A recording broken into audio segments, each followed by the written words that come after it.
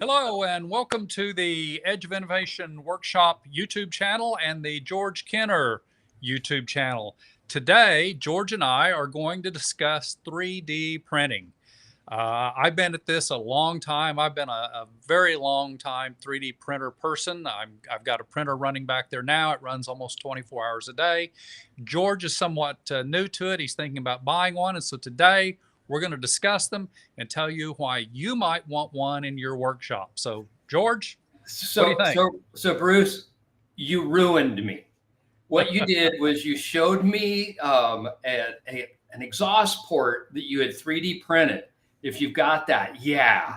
Yeah. And now I have all of these woodworking tools. I want something like that that's magnetic, but I need them all in different diameters because my router table takes one size. I want it all to go into a centralized dust collection system. Well, I started to look, and some of those connectors, if you can even get them in the right size, they're $50 to $75. Well, I need about 10 of them. So I started to think, well, maybe it's 3D printer time for you, George. So, and I think we ought to tell everybody right now, we're not sponsored by any 3D printer. This is Absolutely not. This is two old guys trying to figure out the system. And one that already knows the system, and then the newbie that's trying to figure it out. I'll share with you. I wrote to two of what I consider the bigger companies for these machines where they're not entry level. And I said, why would I buy yours as opposed to buying theirs? And, they have a sales department. You know what response I got? Probably nothing. Yeah. Crickets, not a thing. So, what I figured was maybe you could aid me go through this in pretty much the same way that I purchased a laser.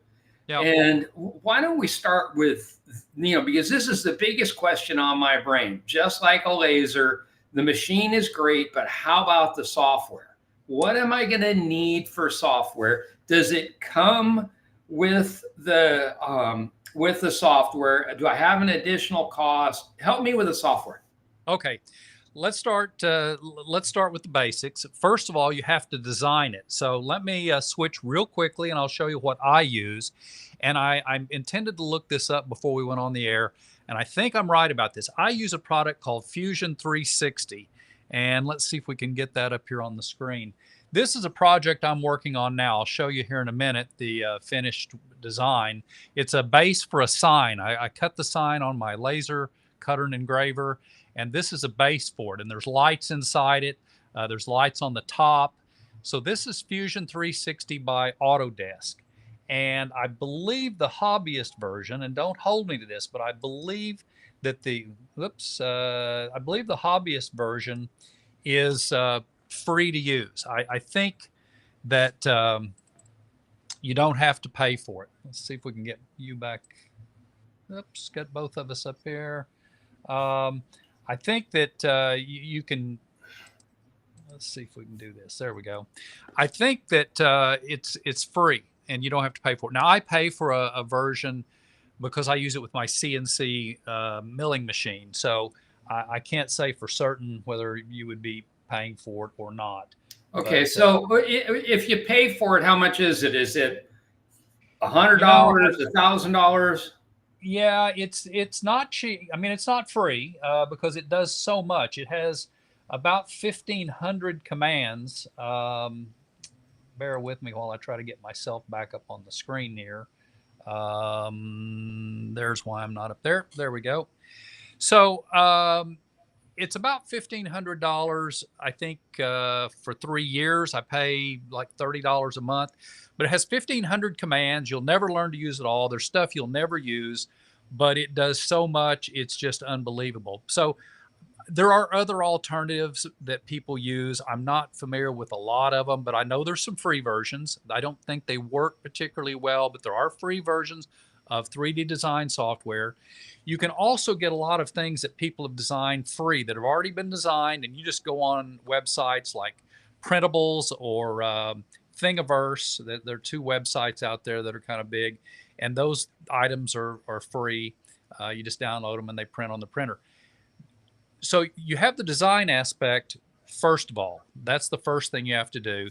And then they have to be sliced. So what you're doing is you're taking the 3D model. If we take this, for example, it was designed in 3 dimensions, and then the slicing software slices this into layers that are fractions of a millimeter thick. And that is free. That's all open source. There's multiple different versions of the software. You have something called Cura, Prusa.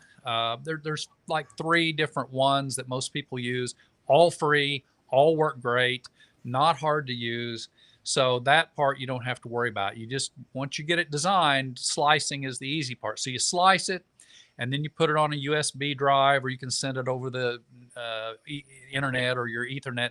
On a lot of the printers now have Ethernet connections, and it prints to the printer. So it's those are the 2 aspects of the software. One you might have to pay for. I know there's a hobbyist version. I believe it's free. So yeah, because pretty much all I want to do is make small things that would accent my shop. Yeah. But you make a good point. You can go out. There's a lot of open source already free stuff that you could print. It is amazing. One of the things that I printed not long ago was some little plastic clips to use on my honeycomb bed on my laser. Okay. All free. You just go on there. There must be 50 different varieties, and you pick out the one you like the best, and you go print it. And so a lot of the work's already been done. But if you want to do something that's special, then you're going to need to design it yourself. Okay. And that's not hard. I mean, it takes some time to learn Fusion. At first, it's kind of daunting, but once you get used to it, it's kind of like riding a bicycle. Once you learn to ride it, you think, well, that wasn't that hard. Why didn't I see this sooner? And it becomes kind of second nature. So, okay. And there's a lot of YouTube videos on how to use it, tons and tons. You can pick it up in a couple of days of sitting down just playing. So, a question, because more for the viewers, but to me, it doesn't sound like it's any harder than, say, Lightburn for a laser. It is more comprehensive by far than Lightburn, and I would say it is a little harder to learn. It's not impossible, but there's so much to it that it's a piece of software that nobody, I don't believe, will ever learn to use all of it. And you really there's 1,550 commands, I believe. You only need to know about 50, maybe. And once you have those, you can pretty much design anything. So once you get the basics down, unless you want to do something really exotic, that's good enough. And I don't know, it took me maybe a couple of weeks to get kind of familiar with it and comfortable with it. And that was just playing with it part-time. And I'd say, okay, I want to do a box with a hole in it, and 30 minutes later it'd be done and I'd be printing it out. Well, now that'd be literally almost a 5-second job to do a box with a hole in it. You look back and it was so easy that you wonder why you didn't just see it sooner. But it's anybody can learn it. I mean, okay. Hey, if I can learn it, you can learn it. So now the interface system, like with my CNC, I designed something in Vectric, then I have to put it in UCCNC to run it. Now, is it the same type of thing, or is it kind of like Lightburn, plug and play, makes its own G code and just takes off?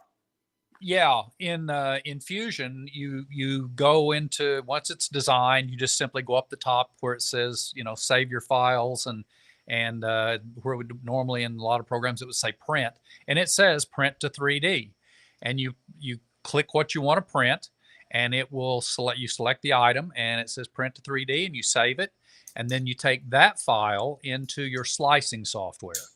And all of them read that Fusion file. I mean, it's a standard G code sort of format or SVG, and it's going to read it, slice it, and it does it really quickly. And the slicing software takes care of a lot of the stuff. I mean, you'll need to select what kind of material you're printing in.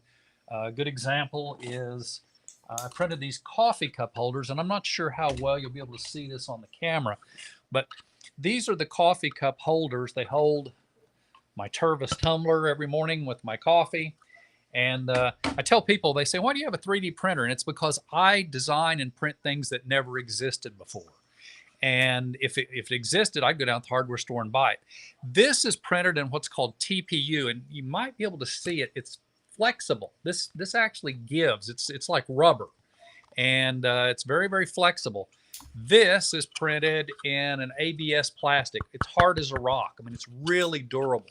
So you can print in different things. So you select that in the slicing software, along with a lot of other variables. You know, what kind of nozzle you've got, and there are a lot of things you can change on it. And the slicing software takes care of all that, and it just goes out to the printer. And let's see, we can go. I've got something back there printing now. There we go. That is my Creality printer, and it's printing a piece for that sign that I showed you earlier. So yeah, that's the way it works. Perfect. So you've, I'll call it, got me inquisitive enough, and I am satisfied I could do it. Oh yeah. Now I want to select my machine. Again, I'll go back to, it's really hard to get, good advice from anybody that's done this. There's, a lot of sponsored videos out there, but I saw one, I reviewed a laser by a company called Longer. Mm-hmm. They happen to have 3D printers. I sent you one of those, and it was like, I think $300. Well, that seemed to be, not the $98 variety, of which there are a couple out there. What do you think of this machine? Would it be a good starter for me? Would I run into problems that I'm not anticipating and couldn't get help or support for? Just tell me, what do you think about this quality of machine? Yeah, this is a good place to start. I'll back up one, and I'll show you what the cheapest thing is, and probably, definitely where you don't want to start. Okay. This is an $81 AliExpress printer.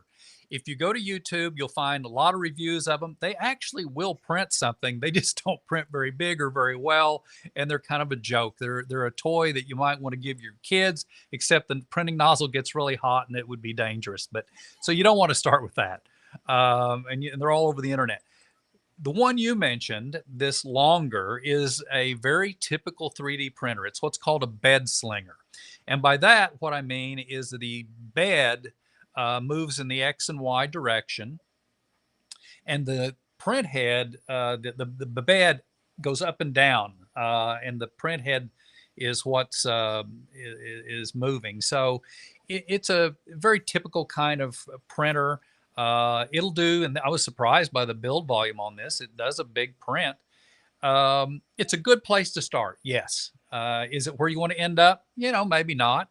When I started, I had something that wasn't as good as this. I've been doing this for over 10 years. I started with what was called a Lulzbot, which is right here.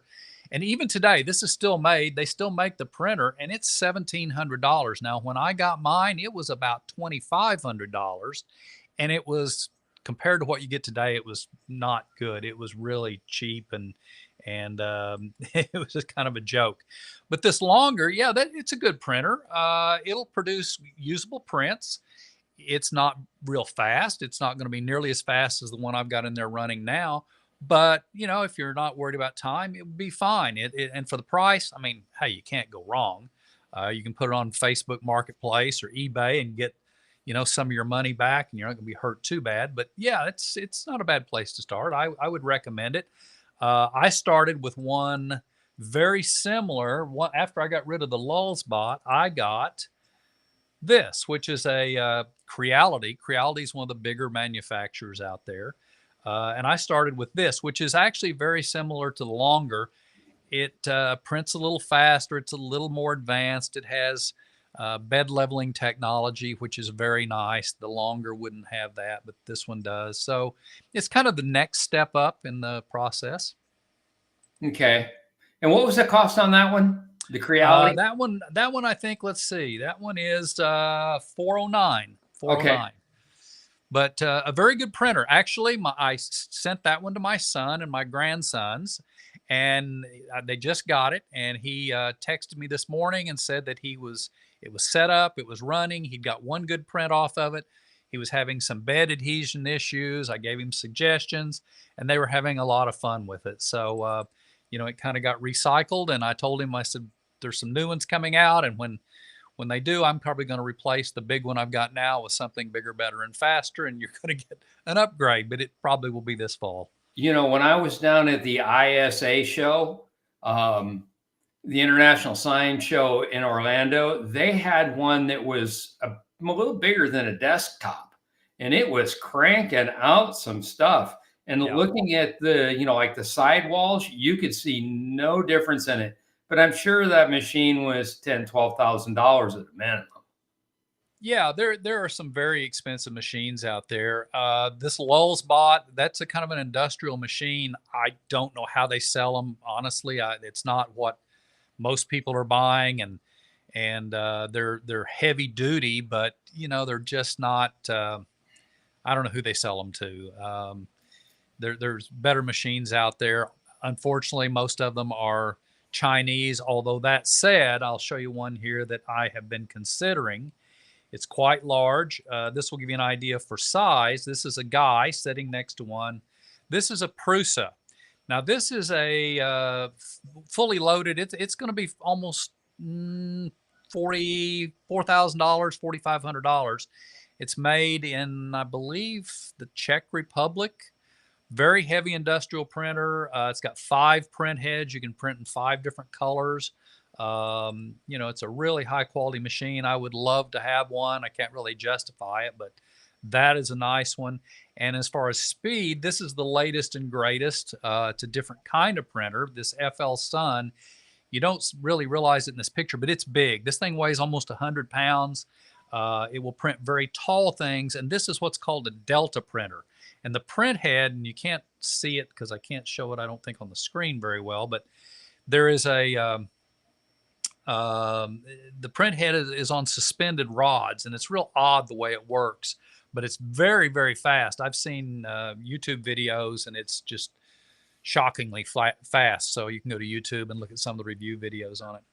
So in my Facebook group, Laser Freedom, I posted I let all my people know what I'm doing, and I got some referrals for a machine. You see if I can find it.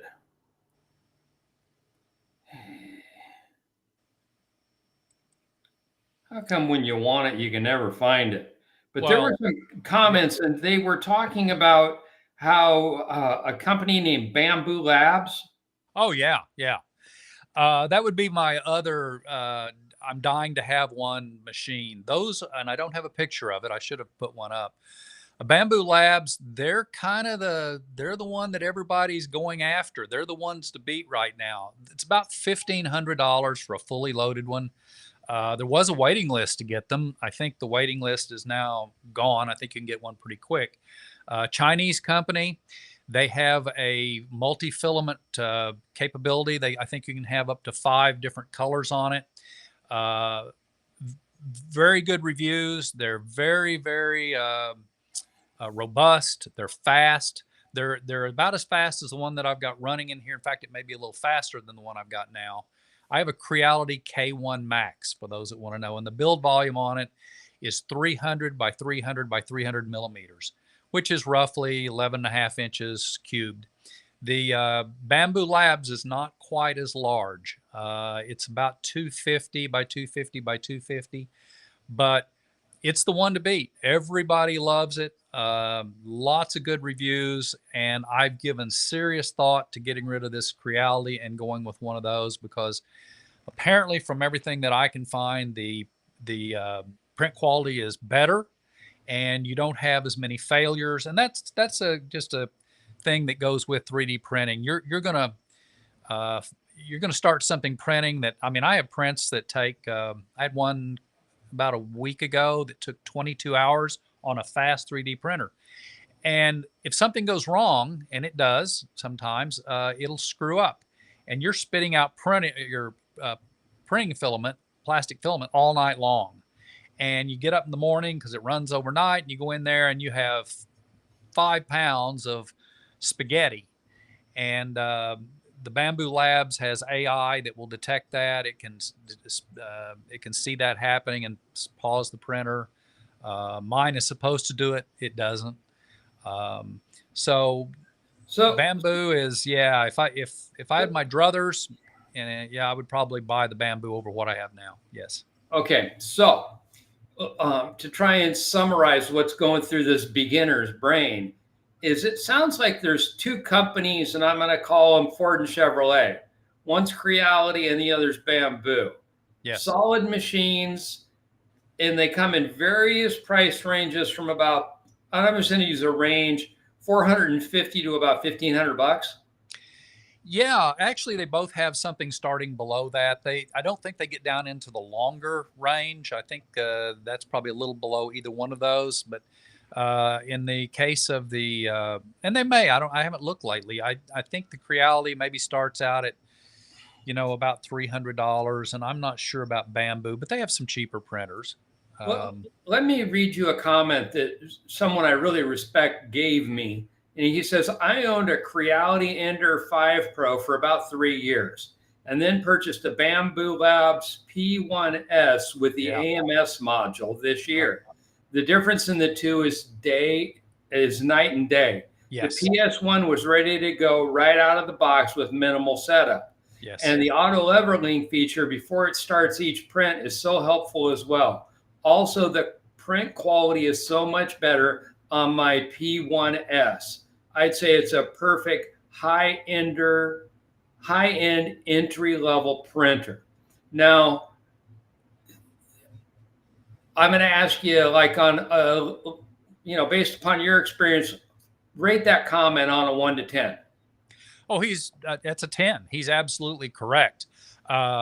Prior to this, I had something very similar to his Ender. He had an Ender 5. I had a CR10 Pro, very similar. There wasn't much difference between them. Mine was, I think, a little bit newer model, depending on when we bought them. But both of them the same technology. They're bed slingers. They don't have automatic bed leveling, although mine, I did add that later, and it helped. But no, neither one of those are anything close to a Bambu Labs or even the one that I've got, this K1 Max. K1 Max has automatic bed leveling, and the print quality is great, and it printed right out of the box. I literally did almost nothing to it. Take it out, set it on the counter. It takes 11 minutes to calibrate itself, and then it's ready to go. Yeah, when I do laser reviews, I like out of the box, ready to go. Yeah. Let's rock and roll. I want to play. I don't want to have to assemble the whole thing. Another rookie question. What's an AMS module? AMS is the color, it stands for, I forgot what it stands for, but that's the module that goes on top that allows you to have 5 different colors that you print in. And it's kind of funky. Actually, Creality just introduced theirs. You're not going to be able to get it until September. They've got a module that will fit on mine. And you can have 5 different spools to print from. And it automatically will change the filament for you. Now, the problem with it is that there's a lot of waste. So it has to go purge the current filament. So it spits it out and retracts it and gets the other filament and feeds it in, because it's using a single print head. And you're wasting it, and it goes out a waste chute on these printers, and it's slow. That's the one beauty of that Prusa 5-head printer. That has 5 print heads, so there's no wasted time. Each one of them's loaded and ready to go. Each one prints its own separate filament. That's why it is so unusual and why it's sought after. But most people don't really need multicolor printing. It's nice to have. Where it really comes in handy is you can buy plastic filament that is dissolvable. So when you're printing something, and all right, I'm going to give you an example. If we took my cup holder here, now we can print, it would print like this. And when you're designing this and printing, you have to think about these things. How is it going to print? you would print this with the base down, and it's going to lay down a flat layer, and it's going to build up, and it's going to move up, as it goes, and it's going to print. And I don't know if you can see this, but there's a chamfered or a filleted edge here on this, and this is actually tapered. So that's how it prints. But let's say, and I just had this on the sign base I was doing, let's say that this isn't going to print this way. You need to print it like that. Now, guess what? You have a problem. All of this down here prints fine. This bottom part will be just fine, but it gets up here to this overhang. How do you print that? How in the world do you get that? Because you're printing out here into space where there's nothing out there. So you have to build up support here. So what it will do is it will take plastic and it will build real thin supports to support this so that when it gets up here, it has a roof to set on. And you can buy disposable or dissolvable filament, and that's where a multicolor printer would be handy, because you would put a spool of dissolvable filament in and print your supports using that for your overhangs, and then you just pop the whole thing out and you put it in water and that dissolves, because sometimes it's still the same plastic. If you're printing like ABS plastic, or in this case, this is actually what's called PETG, which is a type of plastic that's got fiberglass in it. Or actually, this was ABS, but it's hard to get off. This can be stuck really, really hard. And when you print that support, it's also very difficult to get off. So a dissolvable filament is really handy to have. And you need a multi-color printer, multi-filament printer to do that sort of thing. Which leads me to another question. And you really got me addicted with wanting to do this, just showing me how you made those flanges for your laser. But you had mentioned that and this is like two parts. One, you talked about an adhesive to put on the bed for a faster release and how to make it.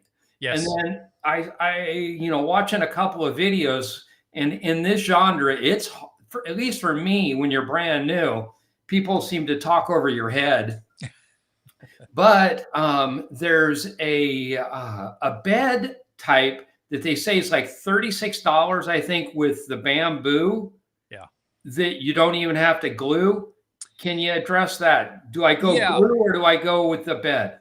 Well, depending on what you're printing, you may have to glue or not glue. And it's all dependent on what you're printing. So it doesn't matter what bed you have. Some are definitely better than the others. What I use is a metal bed that is magnetic, and it has a special, almost like a Teflon coating on it. So for some things, like if you're printing ABS plastic, it's really sticky. You have to heat the bed up really hot, and your beds are heated on these things. They can get really hot. You can go over, oh gosh, I don't know what the highest. I think mine will go up to 120 degrees centigrade. I mean, it gets really hot. It'll burn you. So the bed is heated for some of the plastics. ABS is hot.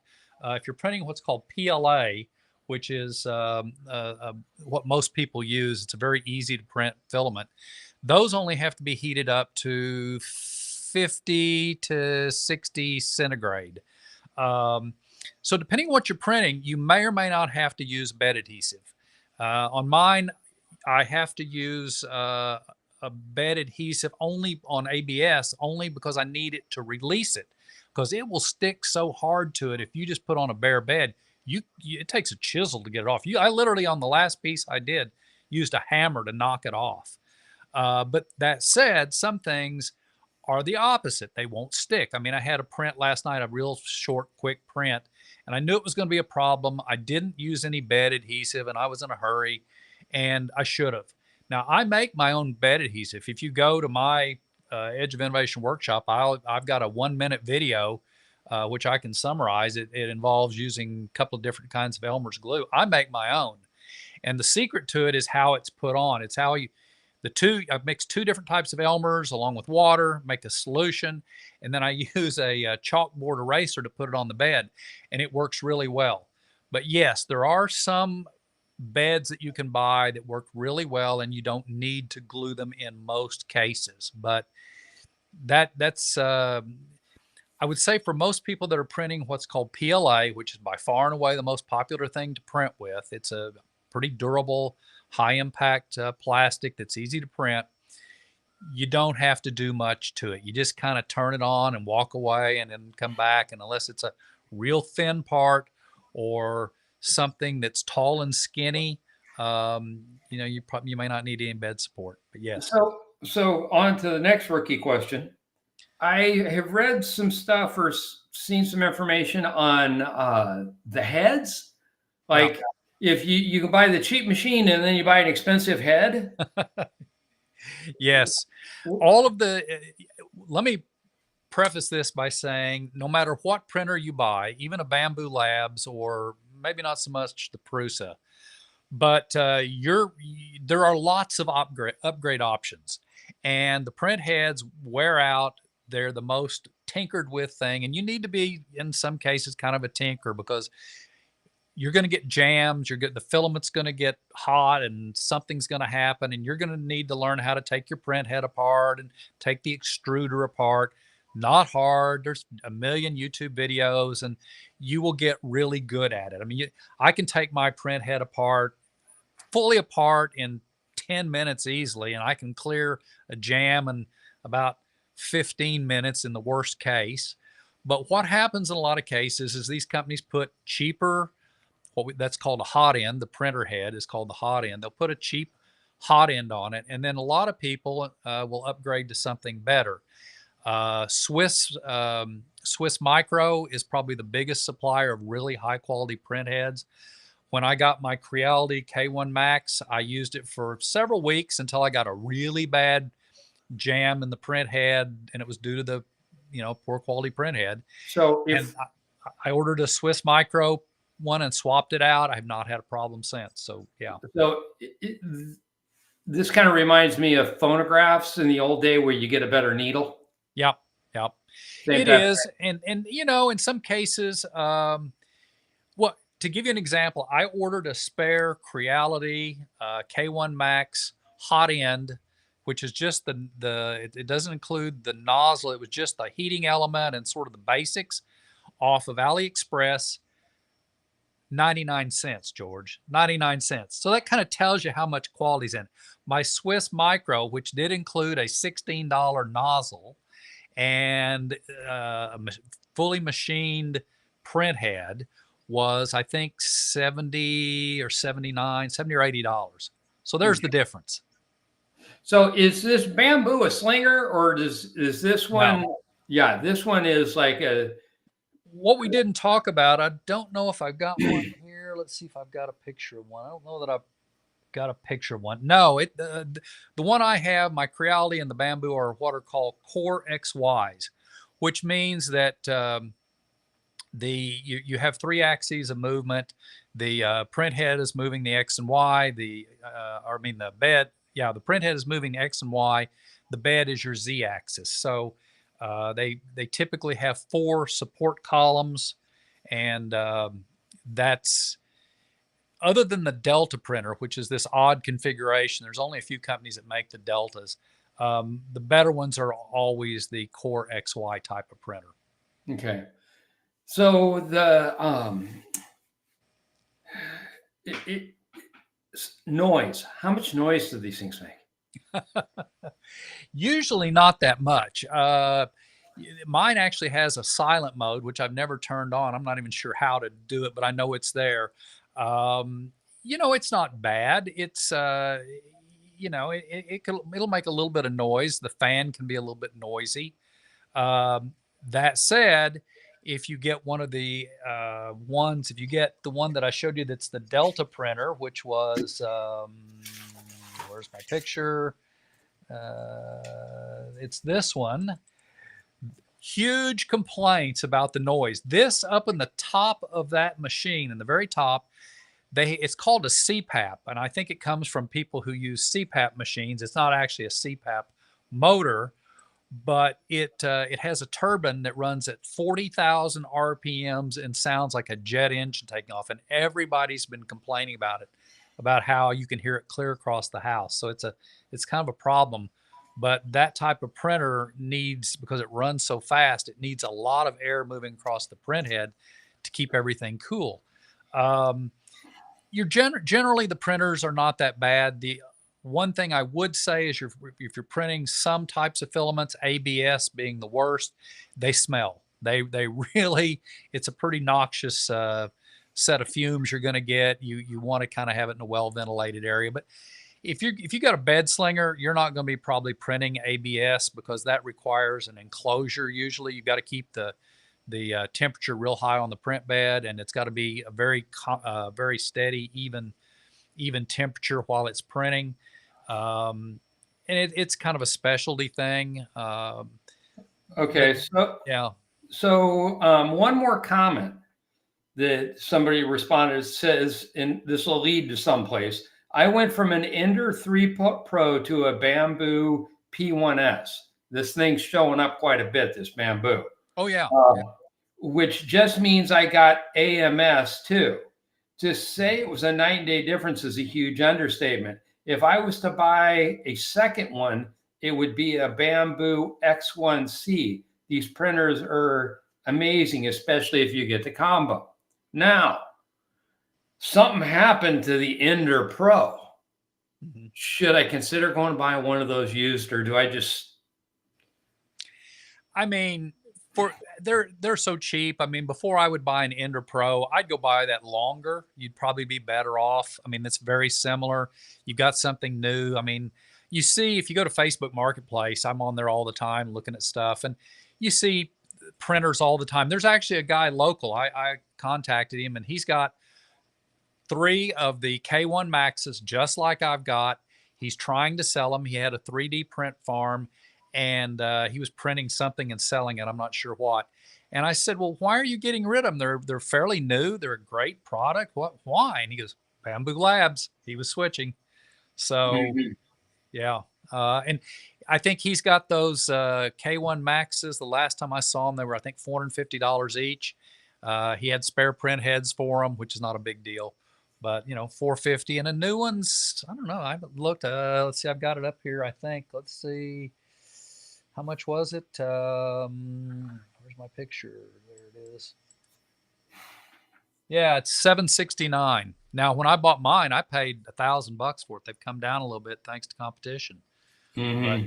But so if I can buy one of those for $450, do I go buy it, or do I jump into the Bamboo Labs and just say it was worth it? If you're just starting out, I would consider buying a used one. Now, in that case, he's obviously used a lot because he's got a print farm, and he's probably running all 3 printers 24 hours a day, so they've got a lot of hours on them. And it's like a laser. Things wear out. I mean, your motors they don't usually go out, but they can. The belts wear. I mean, usually what happens is you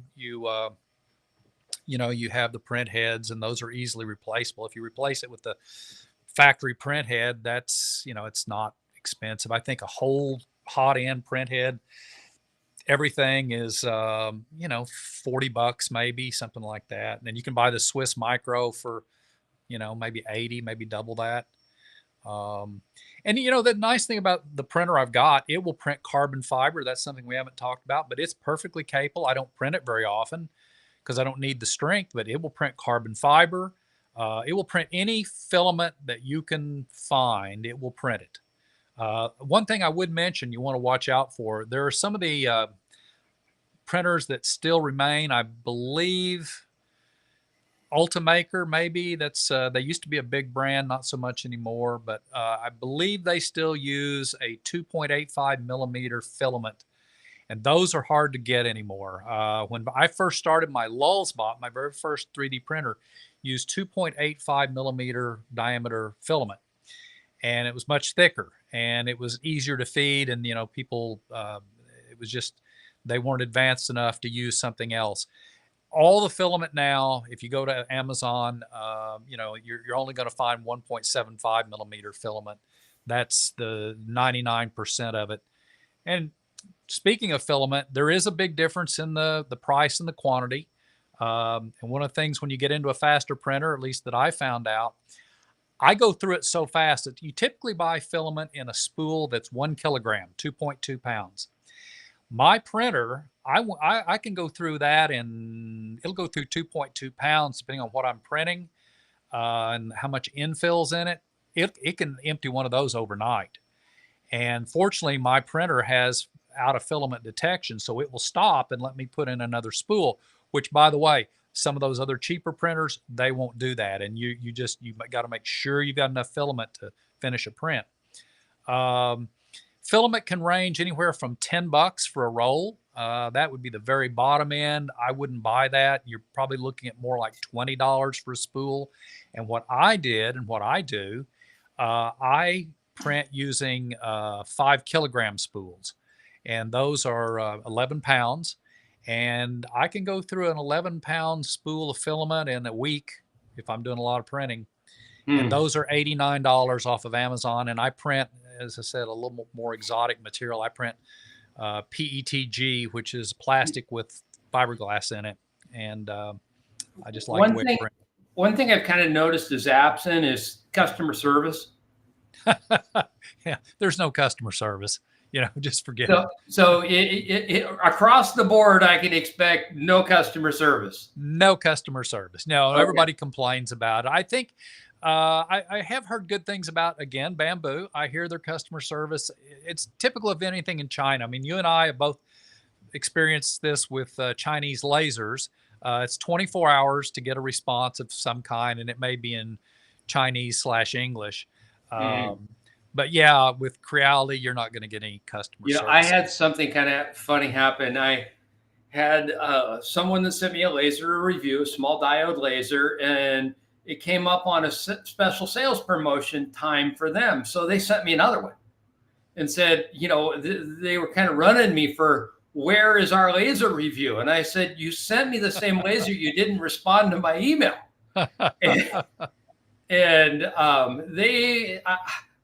I'm exchanging emails back and forth right now, but it looks like we're probably going to give that thing away. And it'll either be on my YouTube, in the Facebook group, but I got to work out some of the logistics of that. And maybe I would like to suggest that we do another one of these and go over filament. Yeah. And I'd ask you if, because I've had just about I'll call it as much as I can digest. If we could take, and let's say, I'm kind of leaning towards the Bambu Labs. Yeah. If we could go into the comments, because this is a problem that I have. I'm ready to rock and roll. I buy the machine. I don't have any filament. Yeah. If we could go into, and I'm going to post this on my YouTube channel too, and I'll take your list. Let's just get a list of everything that the beginner would need. I recently had a woodworking machine, and it took me, it's a fabulous machine. I really like it, but I spent 2 weeks trying to research getting all the right components. And even still, when it showed up, I didn't have everything I needed. Yeah. So, I got another week delay to get it from Amazon, shipped to Arizona. I just don't, I hate that. Yeah. If you buy a new printer, and I think this is true, in fact, I know it's true of Bambu. It was certainly true of Creality. They're going to send a one spool of filament. It will be their brand of filament, because all of them have their own brands. They buy it from somebody and rebrand it. And in the case of the higher speed printers like the Creality and like the Bambu, you're going to get what's called, Creality calls it Hyper PLA, which means that it's specially formulated to run at the higher speeds. And you pay a little bit more for that. I run the cheaper stuff, and it seems to run just as well, quite frankly. But yeah, and for as far as filament, Amazon, you can buy anything there, and that's where I usually get mine. Although there are some places that I'm seeing pop up on Facebook that have really cheap filament. If you want to buy it unboxed and in big quantities, you're looking at $10 a kilo, which is dirt cheap on filament. So I haven't ever tried it. kept thinking I might order 10 spools, which is kind of a minimum order, I think, and just try it. But the price gets way down there. One of the differences between filaments, and you'll see this whether it's Amazon or wherever you go, the quality a lot of times is in the diameter, how much tolerances are in the really good filament. Will have a it's 0.02, 2/10 of a 2/10 of a millimeter. Yeah, 2/10 of a millimeter variance in diameter. The cheaper stuff can be up to no, it's not 0.5, 0.05. It must be 0.05. So there's a variance there. Mm-hmm. Well, what I think my machine will probably get the most use out of is making small templates, things like that. I did just recently, I don't know whether you can see this. This is an acrylic mold that I cut with my laser. And it's a pattern for a pickleball racket. Ah, yeah. Now, pickleball, and you may be familiar with Lee Trevino, the old golfer. Oh, yeah. He used to say, I can tie a Coke bottle to a stick and beat you on the golf course. Well, you know how much these pickleball rackets are now? It's popular, I know. $250 for a pickleball racket. Good. And I thought, well, I could take this, I could put it on my CNC, hollow it out, put a framework inside it, and then laminate another piece of wood on the top. Oh, baby. It would be just as light as any pro board, but I'm going to say, this is the kind of thing that the tinkerer inventor in me says I got to do it. Yeah. Well, you could probably print that. I don't know anything about pickleball paddles or rackets, but you should be able to print that if you could get the size. I'm not sure about the size, but you could print parts of it using carbon fiber with a 3D printer and marry that to the wood. I mean, either glue it or screw it or something. Yeah. When I was a kid, I played professional quality racquetball, and I had a racket manufacturer who wanted to sponsor me to go on the pro tour, and I'm like, they didn't want to pay me as much money as I was making. So it was this was a no-go situation. But some of this pickleball stuff is radically expensive. And I thought, this is just something, if you walk out onto the court and you've got something, that's very unique, half of the game is like Lee Trevino. Hey, I could beat you with anything. Doesn't matter. Half the game's psychological anyhow in racket sports. Yeah, that's true. Well, as I said, my 3D printer is used to make things that never existed before. That's what I do with mine. I'll come up with something in my head. I can't go to the hardware store. It's not on Amazon, and I will design it, print it, and you can't imagine all the things around my house that I have printed with my 3D printer. And I love it. I like the design process and the creativity in it. I've made all kinds of things for my laser. I've actually got, at some point, I'll do a very long video about how I've upgraded my laser, the lights in it. And all of that was printed with my 3D printer. I've upgraded the lights so that when you turn it on, it looks like a football stadium inside. So yeah, it's a lot of fun. I enjoy it. And I should mention too, George, and a lot of people watching this may be into lasers because we've done a lot of laser videos. This is a perfect complement for somebody who has a laser business already. I mean, they're just like the laser business. There are people out there with 3D printing farms that are printing out little trinkets. A lot of them are they do this cosplay, which I don't know much about, quite frankly. They print little figurines, all kinds of stuff, and they sell it on Etsy and eBay and Amazon. And some of them must be doing really well because they have, I mean, there was a guy I saw on YouTube down in Texas that they got like hundreds of machines printing some of this stuff. This business. The router table that I bought, it didn't come, and this is like one of those, this is part of what I'll be doing the next video on. This is obviously 3D printed. Yeah. Okay. It was part of the emergency paddle switch for the thing. But when and you can see the ridging from the print, it's cracked. So this is going back. But when I saw this, I thought, you know, I wouldn't necessarily have to send this back and go spend all the time. I could have just cranked out that piece if I had a 3D printer. That $4,000, $4,500 Prusa printer that I mentioned, most of the plastic parts on it were printed using one of their printers. And the beauty of it is, if you break something, you go on their website, you download the file. Now, this assumes you've got a working printer, and you print it off and you replace it. It's kind of open source. So, yes, yeah, well, a good example, my printer that's running in there, very poor design in one respect. It was designed so that your printing spool sits on the back of it. Nobody likes that. Nobody keeps it on the back. Everybody moves it to the side. And they now come with, and mine came with it, a little thing so you can move it over to the side if you want.